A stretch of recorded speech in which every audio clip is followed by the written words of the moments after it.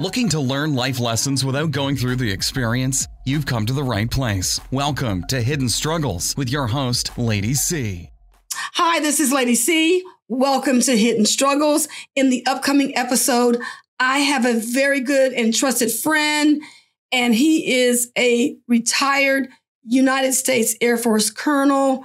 He has a background in teaching personality and self-awareness classes at Park University, and he also is associated with the Alexandria School Board. And I have known him for many years. He has schooled me through a whole lot of issues and just a wealth of knowledge. And so when he agreed to be on my podcast to talk about the issues with personality tests and self-awareness, I was so excited to have him here. And so I'd like to welcome to the platform, to my channel, Mr. Charles Wilson. Thank you, Lady C, for having me here. I appreciate the opportunity to share my experiences and hope it might benefit the members of your audience. And Charles, I'm so glad that you, agreed to come on this program, because I have been so passionate about this topic of personality quizzes and tests and all that kind of stuff, as well as being self-aware. Because when you're one of Jehovah's Witnesses, it is so hard when you leave the organization, because you have been given a script and people tell you how to make decisions, and everything about your life is scripted for you. Certainly. Yeah. And so when you leave, it's like, oh my goodness, what do I do now? And I find that there's so many people that when they leave, they're so used to being told what to do that they don't even know how to get started in their life or how to explore the world that we live in to even enjoy the newfound freedom that they have from that tightly controlled religion. I would like for you to share your experience with how you taught the personality testing when you were teaching at Park. Be glad to. Okay. In college, I studied organizational psychology, and I was really passionate about organizations and how they work. I read a study of Dr. Janis from Yale who talked about GroupThink. When everybody's thinking the same way, they don't test assumptions and stuff, and the outcomes are usually bad because of that. So, like it is with the military or with Jehovah Witnesses, you're in a structured environment with strict rules and stuff. But being self-aware is very important, and having exposure to diverse opinions and attitudes is beneficial to almost anyone. So, well, you want to give me an example of one of the type of tests that a person can take that can begin to help them get involved in seeing how they can be more aware of themselves? Well, a popular one is the MyersBriggs personality test. It's an inventory of personalities test that can result in a label, if you would. Yeah, the difference between being an extrovert and an introvert, and the types of ways you interpret the world and react to the world. It's not as precise as people think, but folks really enjoy the personality test, and they take away what they think is good for them and tend to reject what they doesn't like. That's normal. Yeah. I know we talked about that off camera, about how what Charles is saying right now is, if a person finds something positive about their personality and they see a question that comes up in the test, they may gravitate toward the answer that gives them that more polished, that more positive means. So like if you're going to be doing a personality test, and we talked quite a bit, Charles and I, about that. In fact, he gave me a book about the personality tests and everything, and different types of tests you could take. And I've just been intrigued with it ever since, because I deal with so many difficult personalities in my life, and I'm trying to navigate the waters and make sure that I'm, doing the right thing around the right people, because they're going to, take away something different if you come at them a certain way, if they have a certain type of personality. And so, so a lot of times, like, I think you had mentioned off camera about how sometimes the personality test could not be a good thing if people are not really honest with their assessment. That's true. And the tests can be manipulated somewhat, especially those that are open and subjective, like the Rorschach test, where you look at image and you're trying to interpret what that means.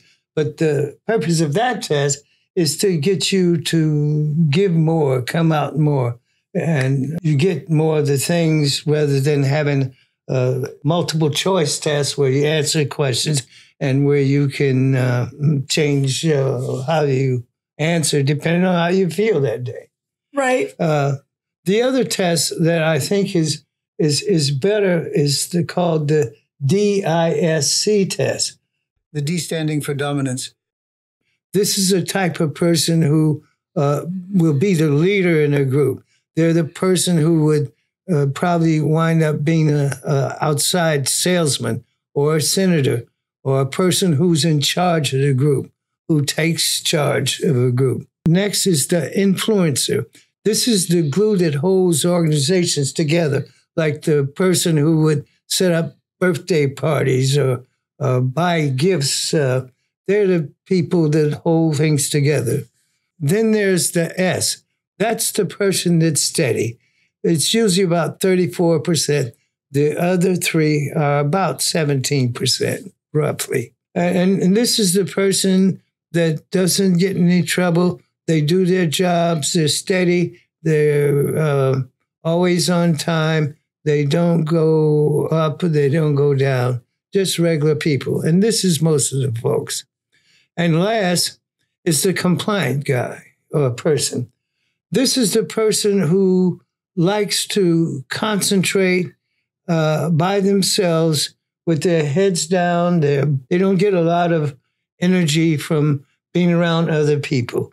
They get energy just by being in their own world, doing their own thing with their own rules. These are the accountants.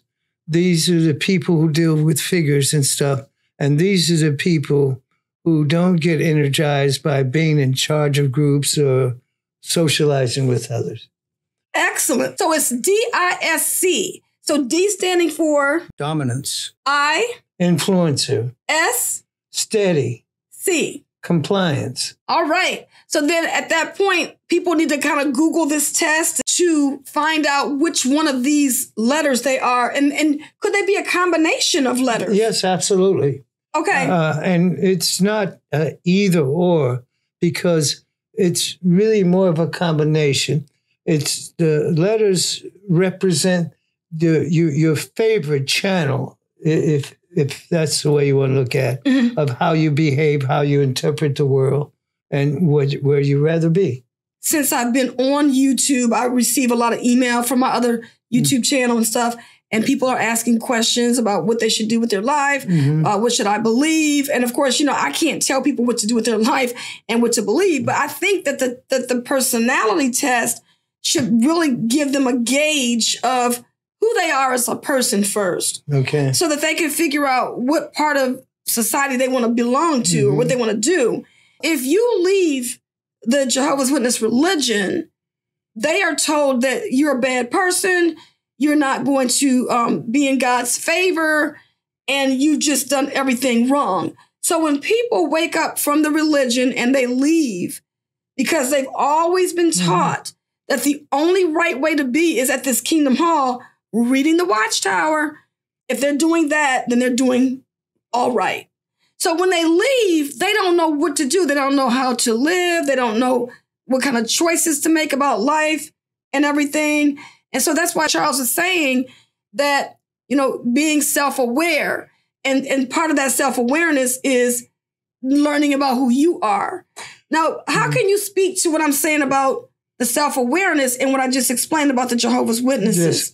Well, one thing about the test, the best way to find out what you are is ask your best friend, your most honest best friend, to give you feedback. That helps your self-awareness much better than a pen and paper test. The other thing is to diversify your exposure. For example, there's some people who only watch Fox News. There's other people who only watch NBC News. A better way to get aware of what's happening in the world is watch both, the left and the right, and the up and the down. That's where the ex-Jehovah Witnesses really need, the same as retired military people, to expose themselves to something else. Okay, yeah, that makes sense. And I think that's what our problem is. I think our problem has been that we have been told that we have to look at life through this colored glasses, through this lens. Mm-hmm. And when you leave, I don't care what no one says, if a person wakes up to learn that they've been lied to, but then no one ever tells them how to correct the lie or how to start marching in a different direction, mm-hmm. they're still kind of lost. Yes, they are. There's philosophers who say, when you come to a crook in the road, take them both. Right. Okay. That's a good analogy. Yeah. Because you're trying to figure out where you got to be. Mm-hmm. But I don't want people to leave a high cost religion, because it doesn't necessarily just have to be Jehovah's Witness. It could be anything. But I would hate for someone to leave a group that was misleading them, giving them false information, leave, and then they don't grow. Because the whole idea is you need to get the information that you didn't get before, but how do you do that? Yeah.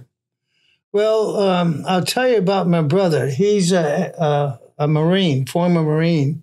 And the one thing he keeps saying is once a Marine, always a Marine. And he still wakes up and expects his kids to salute him in the morning and say, sir. But like maybe the Jehovah Witnesses, the military folks are like a cult in a certain way. And if they go out and get jobs related to their former job, they will not have an opportunity to diversify and become aware of everything else. So it's about broadening your your awareness, not only self-awareness, but awareness of other people too.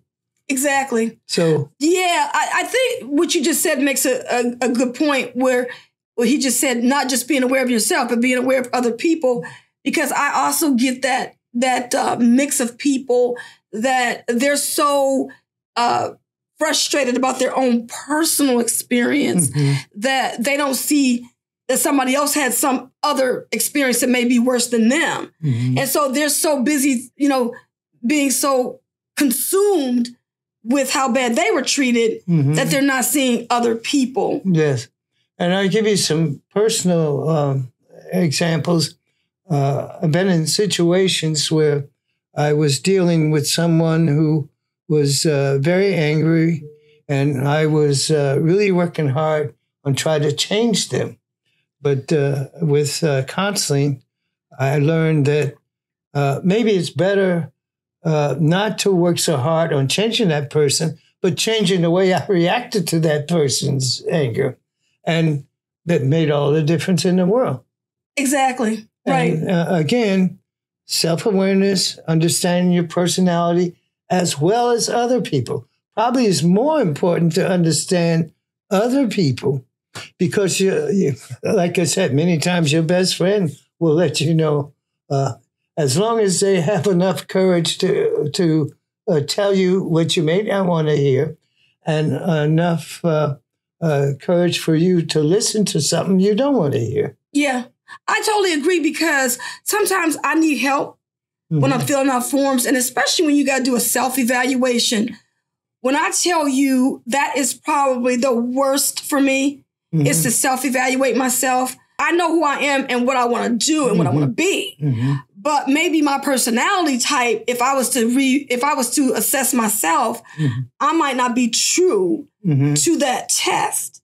Somebody else may see me differently than I see myself because I want to gravitate to, like you said earlier, that more positive or that more something that's going to make you look better than you actually are. Because first of all, if you're not aware of yourself and you're not aware of maybe some flaws, because I like to be aware of my flaws. Yes. Well, many people do not. and especially when you have to deal with strong personalities, it may take a lot of extra effort and knowledge to understand how to deal with a strong personality. The reverse can be true, where you're the strong personality. Maybe you need help to be more sympathetic or empathetic to someone else. Yeah. And then looking at how you work. Like if you're in the workforce and, everybody's looking at you as the person that gets your way all the time. And you're like, oh, I'm not going to bend. I'm not going to look at somebody else's opportunity to change something because we've been doing this way for the last 10 years before you got here, right? So that person, they're not willing to bend or change with technology. It's the same thing with your personal life. It's like if you wake up every day and they always say that when you are out here, you should do things different. Like if you go home the same way every day, you may not see that they're building something on the other side of your development or where you live at because you don't know that these new homes are going up or this new grocery store because every day you go home, it's the same way that you go home. So the same thing with life. It's like in life, you got to make the change to see that if you tried something different, maybe you would get different results than you get. Because like some people complain a lot about my life is so miserable. I can't seem to get anywhere. But are you still doing things the same way? Yeah, sometimes life is miserable because things are changing around you and you're not adjusting to it. So the thing to remember is change is inevitable. It's going to happen. And we have to be flexible to adjust to that. And again, I go back to the two illustrations, the ex-military person or the ex-Jehovah Witness, or even the Christian who only sees things one way. They may have a hard time if they don't explore and experience and anticipate and adjust to changes that are inevitable. And we call those growing pains, right? Yes. But sometimes you have to be willing to try something different. Well, people do things for their own reason. Yeah. Example is my son was on the football team, the high school, the famous T.C. Williams. And he said he cannot eat bananas because they're too slimy and they just two things. The coach told him that he would be stronger and faster if he ate bananas. Then all of a sudden they were his favorite foods because he got the right reason. And so sometimes in your life, dealing with different personnel, people don't do things because you ask them to. They do things because you give them their reasons why they should do something. That's a good example. Okay. That's a really good example. I think it's a good example because he went from hating something to loving something because it was going to do what? Benefit him. But it was his reason, not my reason. I told him about the good for vitamins, the good vegetables, and his reason. If I told him they make you stronger and taller and stuff like that. So that's the thing to remember about everything. When you're dealing with people, you know their personality, you get a good idea about their reasons for doing or not doing. That's true. You look at the commercials on TV about smoking, and what they say, you should stop smoking. Because is it because your health is bad? And the commercial says, no, it's because you'll be around for your kids longer. And that makes more sense. Absolutely. To that personality. Exactly. I mean, we could talk about this topic all day long and really just, like pounce on a few things, a whole lot of things. But the whole idea of this podcast is to help people to be more aware of themselves. That's the bottom line. Yeah, the bottom line is self-awareness, because, there's a lot of different ways that you can change your environment. And you can put 3 or 4 people in the same situation, the exact same situation. Let's say they're on a boat that's about to sink. Mm-hmm. All of them could have 3 different ways of surviving. Mm-hmm. It's not really the fact that you're in the same situation. Mm-hmm. It's how you look at how you're going to solve the problem. Mm-hmm. I'd like to add another thought that remember we discussed the director, the person who's always in charge and always leading. Mm-hmm. And we heard about the influencer, the one that the glue that holds the group together, and the steady person that follows the rules and goes along and not this way or that way, and the compliant, the one that follow the rule to the T, dot the I, cross the T. Is that a problem? No. It's good to have a team of 5 people, one in charge, the director, the social one that holds the group together, and the steady people, the 2 of them that do the daily work day in and out, and the person that knows the rules and reminds us of what they are. So that's why I like the DISC test, because it explains how to deal with each other. It also shows why having that diverse group together produces more self-awareness and produces a better outcome for the committee or the group or stuff like that. The Bay of Pigs, the Cuba disaster, is an example of all these smart people working together, but they all had the same mindset. Nobody questioned each other because they thought, well, if he says so, he's smart, I must go along. No, we always need what we might call a devil's advocate in our life, who will let us know, whether we like it or not, what the situation is, what reality is. And it's difficult for some people to understand what's really going on and why. Mm-hmm. So having different experiences and different things.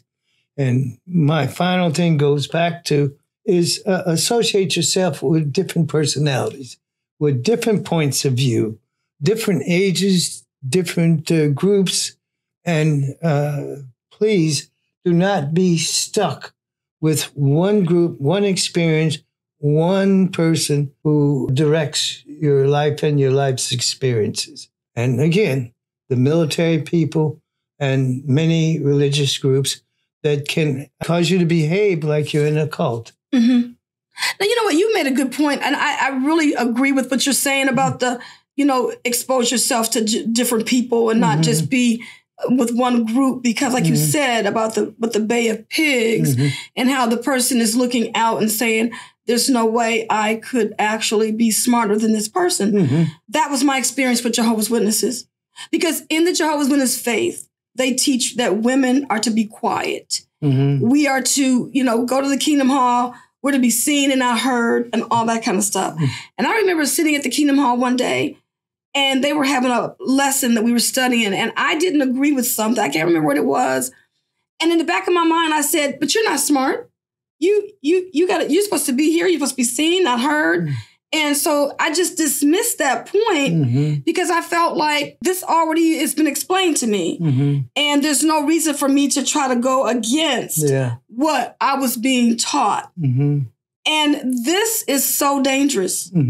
Is there anything else that you would like to share with my audience about being self-aware and how it relates to personality tests? The best thing I can say is expose yourself to different points of view, different people, different ages, different religion, different races, different cultures. That exposure helps you. They say that people who travel a lot, who go overseas, they can enjoy many different kinds of food, many different kind of music, different kind of dances.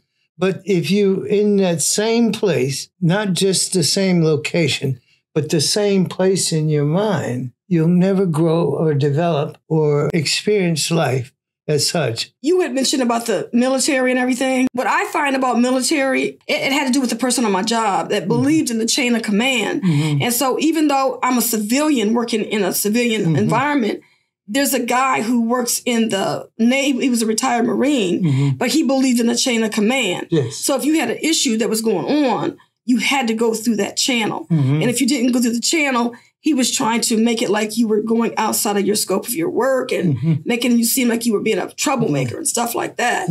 So these are the kind of things that people deal with when you're dealing with people that's in the military and also working in a high cost religion and other institutions, because they also say that the institution of higher learning is the same thing, same way. To somewhat, yeah. And that's why tenure in the university culture is so important, because you have tenure only if you go by the rules, if you stay within your lane.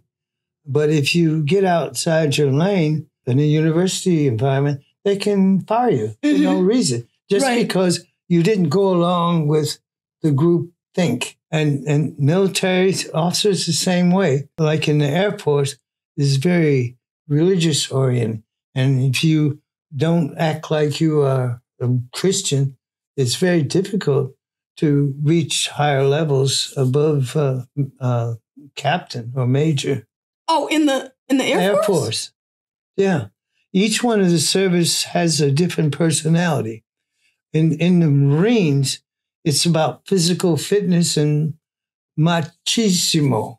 Masculinity is very important in Marines. Look good, no stomach, run miles. In the Army, it's about loyalty. I have a personal example. When I was at the Defense Logistics Agency, I had a major who worked for me, and she did not like decisions I made, where she said, Colonel Wilson is degrading the people we hire, when he told us we didn't have to hire the top of the list because everybody on the list was eligible and qualified. And this subordinate officer felt I should always take the person at the top of the list. And I said, no, these persons at the top of the list were usually overqualified, and they only wanted to get their foot in the door to my job. So she went to my boss, a general, and said, what Colonel Wilson is doing was wrong. He just wants to hire the lower quality people instead of the women who had PhDs to do a clerk's job. Oh. So why'd they apply for the job? To get in the door, like civil service. Okay, I see what you're saying. They come in from overseas, they got a PhD, and they want a typing job. They will not stay. They just, I got you, right. Okay. So what I'm saying this, because this officer went to my boss and told them that what I was doing. My boss, to him, loyalty is more important than the substance of what you're talking about. Her note says, for your eyes only. This is what Colonel Wilson is doing. He says, it's not that important what he's doing. What's important, you're going over his back and throughout the chain of command. In the Army, we don't do that. Okay. So I don't care what he's saying. Now I'm disturbed that here you are going over his back. So if I were your boss, you probably would go over my back. Yes. Yes. That's the Army's obsession with chain of command.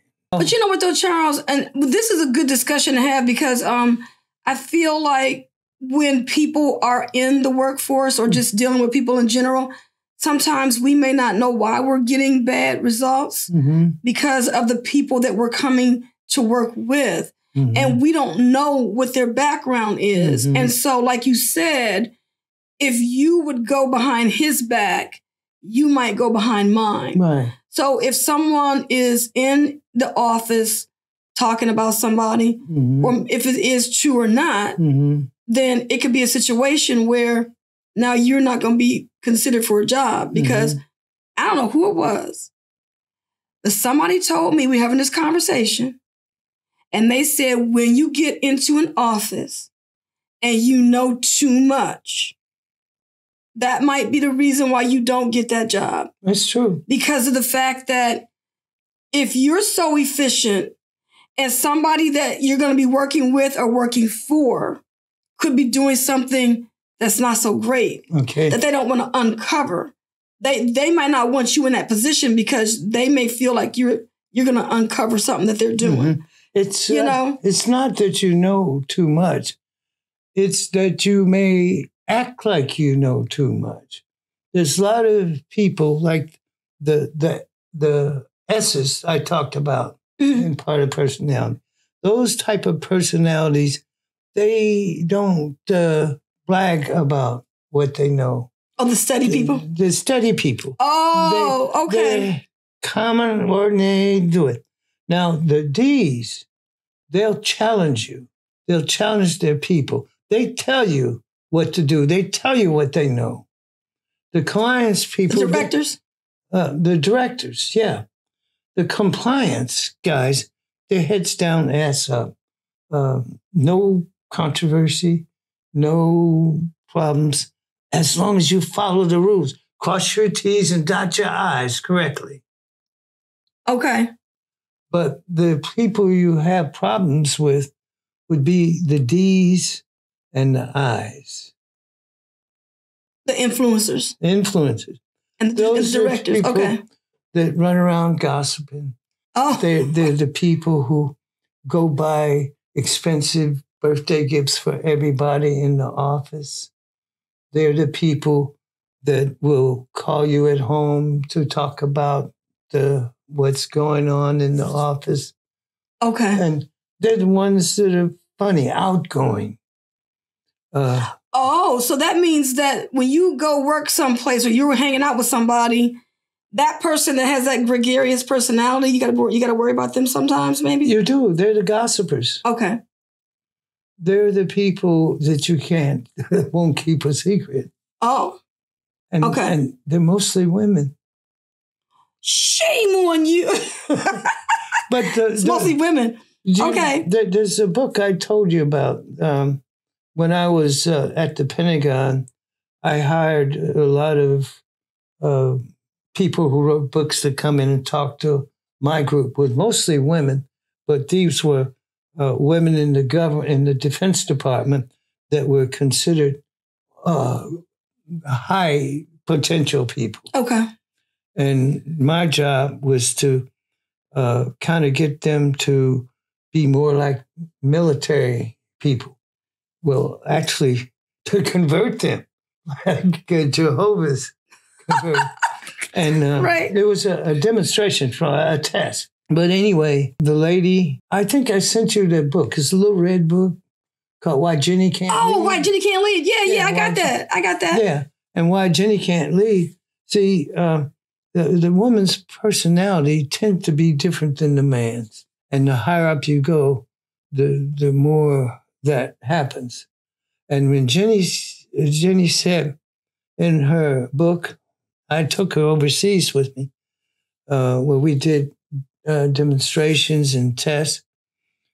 She says, years ago, maybe this has changed now, but women, when they go to school, they usually didn't play team sports. They were individual. They were tennis star, diving. Those are not team sports per se. But men, for example, on a football team, will throw the football to the person who's the fastest. Women, on the other hand, would throw the football to the person they like the most personally, not necessarily fastest one. Okay. And why is that? That's because men were accustomed to playing team sports and they do what's best for the group. But women tend to do what's best for their friend, the person they like, the person they trusted. Okay.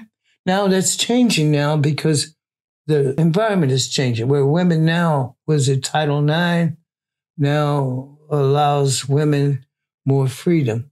So it is changing, but back then, that was 40 years ago. Okay. So why Jenny can't lead was true then, is still true today, but not as much as before. Okay. Well, you know something then? Let me ask you this question. In our activism online as former Jehovah's Witnesses, we are finding that there are more men that leave this religion than their wives. Mm-hmm. And a lot of them are finding themselves in divorce court because the woman won't leave this religion. She's decided that I'm not leaving. I don't care what kind of evidence you have. I don't want to hear. What do you think, based on what you know about what you're saying about these teen events and things like that, influencers and things, what makes you think, why do you think these women choose to stay? Well, this is my opinion. The man will leave easier because he values the freedom more. Freedom. I can do what I want, go where I want, get the job I want, even if it's not compliant with Jehovah's Witnesses type thing.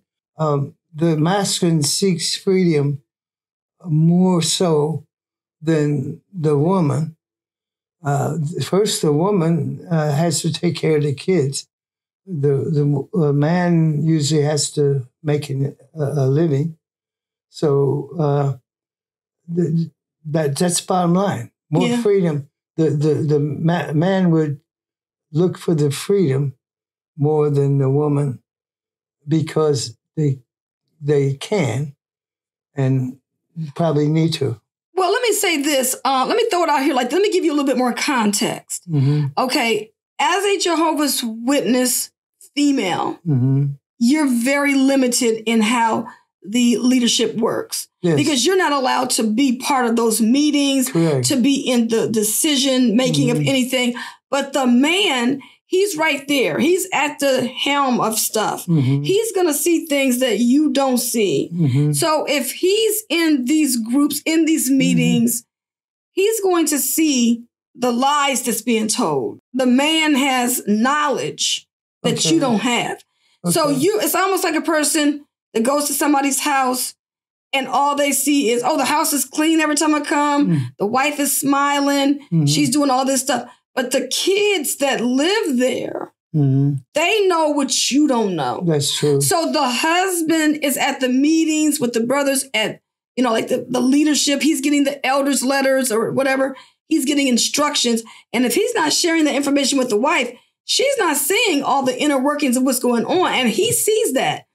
And I think that's the reason why a lot of men leave. And the woman, because my husband shared that information with me. He was frustrated with the leadership and the things that was going on and the teachings that were changing that he knew he was preparing talks for that's now changing, but the woman doesn't get that.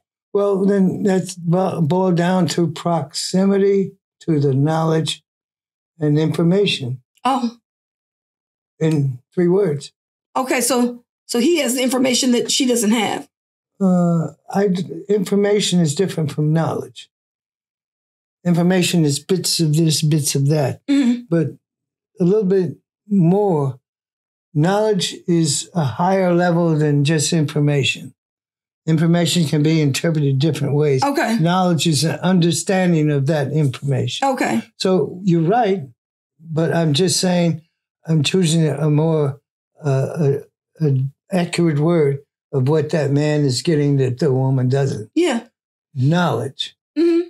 It's like you don't understand. Like if I tell you about how crazy my job is and how the people don't do this and that, and then you're listening to me speak, but you don't know the personalities involved or the processes that must be followed. And then all of a sudden you're like, oh, I think that, Lady C is making this up and this and that. And then all of a sudden you are in that environment and you're like, oh my God, I see what you're saying.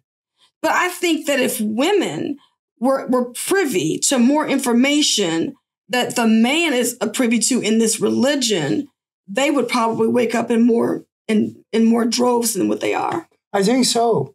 That's true with Congress, where now Congress has more women than they ever had before, and it's actually changing that body